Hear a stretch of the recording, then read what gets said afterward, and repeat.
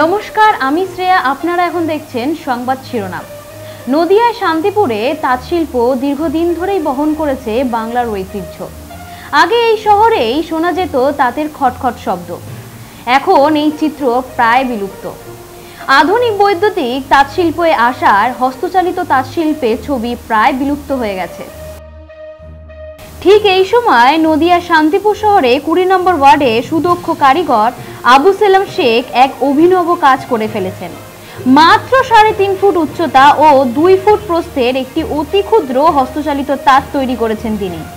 এই তাঁতটি শীঘ্রই পাড়ি দিচ্ছে দিল্লির একটি নামী মিউজিয়ামে, যেখানে দেশের মানুষ এবং বিদেশের পর্যটকদের সামনে তুলে ধরবে শান্তিপুরের ঐতিহ্যবাহী শিল্পকৌশল।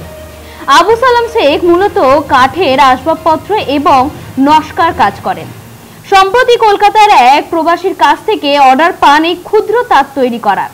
মাত্র 10 দিনের পরিশ্রমে তিনি নিখুঁতভাবে তৈরি করেন এই তাঁতটি, যার প্রতিটি যন্ত্রাংশ, এমনকি শাড়িতে নকশা ফুটিয়ে তোলার কাঠের মেশিনটিও হাতে তৈরি।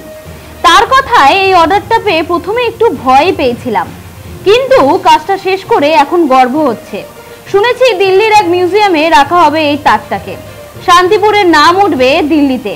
এর থেকে বড় প্রাপ্তি আর কি হতে পারে? অর্ডারটা কলকাতার এক লোক এসে দেখে আমাকে মাইনা দিয়েছিল, এই করতে পারবেন কিনা। আমি বলেছিলাম হ্যাঁ করবো। তার থেকে খুবই সৌন্দর্য হয়েছে, ও যে ছেলে চিন্তাধারা করেছিল তার থেকেও সৌন্দর্য জিনিসটা হয়েছে। কি কি ফুটিয়ে তুলেছেন এর মধ্যে? কাঠের জ্যাকেট তৈরি করা হয়েছে, লোহার জ্যাকেট তৈরি হয় সে জায়গায় কাঠের জ্যাকেট তৈরি করা হয়েছে, কাঠের সব কিছুই তৈরি হয়েছে, কাপড়ও তৈরি হচ্ছে। শাড়ি কি তৈরি করা এর মধ্যে সম্ভব? শাড়ি তৈরি করা বলতে শাড়িটা অল্প খানিকটা বোনা হচ্ছে এই পর্যন্ত, পুরোপুরি যে শাড়িটা তৈরি হয় সেটা সম্ভব হবে না। এটা এমনি দেখানোর জন্য এটা তৈরি। কত ফুট উচ্চতা? উচ্চতা 3.5 ফুট আছে, 2 ফুট চওড়া।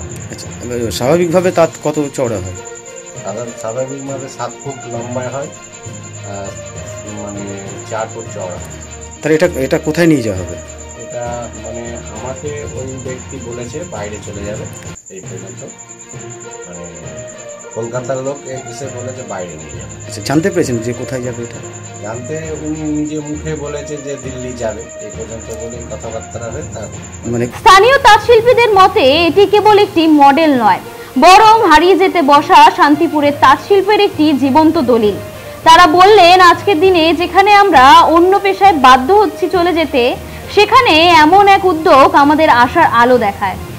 এই ক্ষুদ্র তাঁত একদিকে যেমন কারিগরের নিপুণতার পরিচয় দেয়, তেমনি গোটা শিল্প বাংলার সংস্কৃতির পরিচয় দেয়।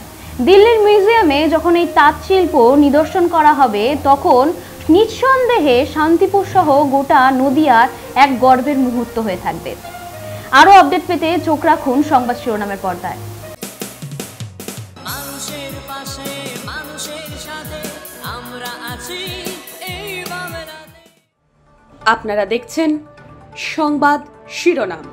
দেখলেন তো অনেক কিছু, এবার দেখুন নতুন কিছু।